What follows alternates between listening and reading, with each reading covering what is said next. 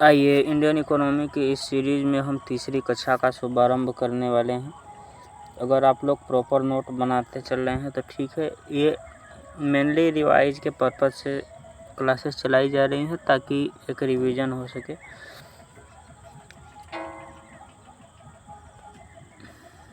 आइए, हम पढ़ रहे हैं इंडियन इकोनॉमी।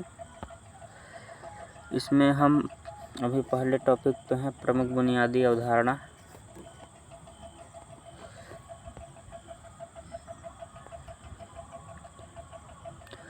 इसमें प्रमुख बुनियादी अवधारणा में आज हम इसको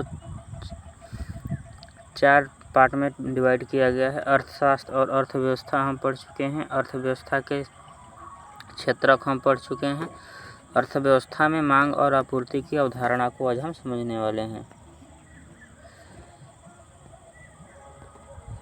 आइए, आर्थिक समृद्धि एवं आर्थिक विकास। आर्थिक समृद्धि एवं एक संकीर्ण अवधारणा है जो कि मुख्य रूप से आर्थिक उत्पादन और आय में वृद्धि को दर्शाती है। यह किसी विशेष अवधि में किसी राष्ट्र की मौद्रिक वृद्धि में वृद्धि को संदर्भित करती है। इसे प्रायः सकल घरेलू उत्पाद जीडीपी, जीएनआई, पीसीआई के रूप में मापा जाता है।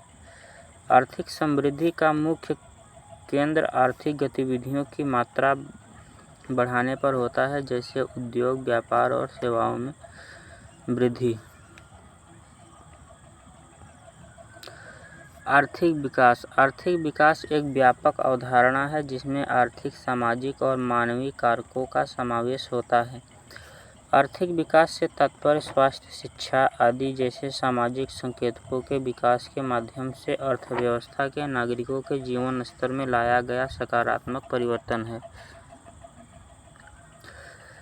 आर्थिक विकास का दायरा व्यापक है क्योंकि यह देश की जनसंख्या के आर्थिक पहलुओं और जीवन की समग्र गुणवत्ता दोनों को कवर करता है। इसमें जीवन स्तर में सुधार, शिक्षा, स्वास्थ्य, रोजगार के अवसर आदि और आय वितरण में समानता शामिल है। आर्थिक विकास का उद्देश्य न केवल उत्पादन बढ़ाना है बल्कि समाज के सभी वर्गों का समुचित सुनिश्चित करना भी है। आर्थिक समृद्धि और आर्थिक विकास का ये चार्ट आप लोग याद रखिएगा। ये अल्पकालिक आर्थिक समृद्धि अल्पकालिक प्रक्रिया, आर्थिक विकास दीर्घकालिक प्रक्रिया। मात्रात्मक परिणाम, गुणात्मक परिणाम। साधन साध्य। विकास की गारंटी नहीं, समृद्धि की गारंटी। आर्थिक समृद्धि मापन जीडीपी प्रति व्यक्ति आय। आर्थिक विकास मापन एचडीआई जीवन प्रत्याशा। प्रायः विकसित अर्थव्यवस्थाओं के संदर्भ में प्रयुक्त, प्रायः विकासशील अर्थव्यवस्थाओं के संदर्भ में। कम व्यापक अवधारणा, अधिक व्यापक अवधारणा। विकास बराबर समृद्धि प्लस परिवर्तन। आर्थिक वृद्धि, आर्थिक विकास, सतत विकास, समावेशी विकास। आइए सतत विकास को हम समझते हैं। सतत विकास वह विकास है जो भविष्य की पीढ़ियों की अपनी आवश्यकताओं को पूरा करने की क्षमता से समझौता किए बिना वर्तमान की आवश्यकताओं को पूरा करता है, सतत विकास कहलाता है। ब्रटलैंड आयोग द्वारा सन 1987 द्वारा अपनी रिपोर्ट हमारा साझा भविष्य में दी गई परिभाषा है।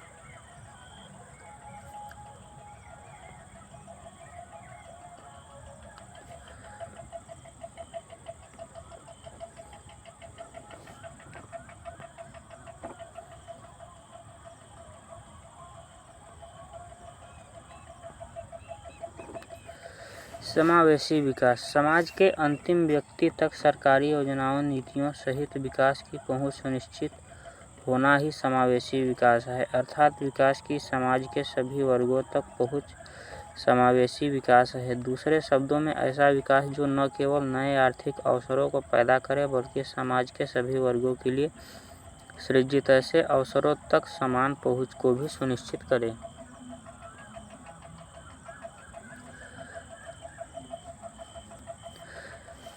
Diminishing of inclusive growth, social, economical, political, environmental, share holders, stock holder. Bharat में समावेशी विकास की आवश्यकता क्यों? भारत में शहरी क्षेत्रों में शीर्ष 10 लोगों का मासिक प्रति व्यक्ति खर्च निम्न 10% लोगों के मासिक प्रति व्यक्ति खर्च से 10% गुना में भी अधिक है।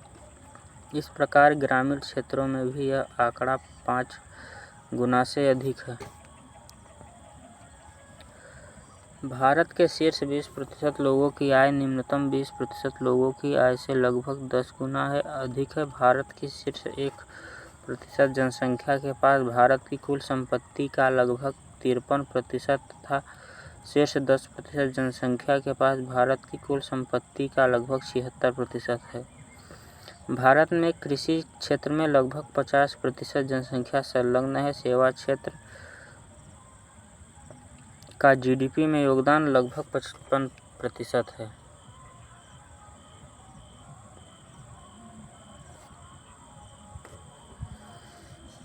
ये मेंस का क्वेश्चन है 2021 का। इसे आप लोग अपनी भाषा में 250 शब्दों में लिखिए। इन मेंस के प्रश्नों में ये चीज़ आप हमेशा ध्यान दीजिए कि इसमें आप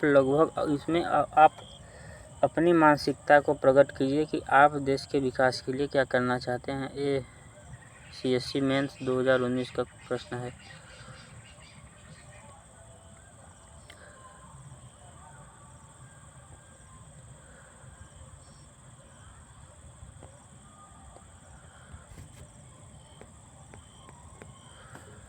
तो इस क्लास को अब हम यहीं पर समाप्त करते हैं, क्योंकि ये फास्ट रूप से रिवीजन के लिए कक्षाएं चल रही हैं।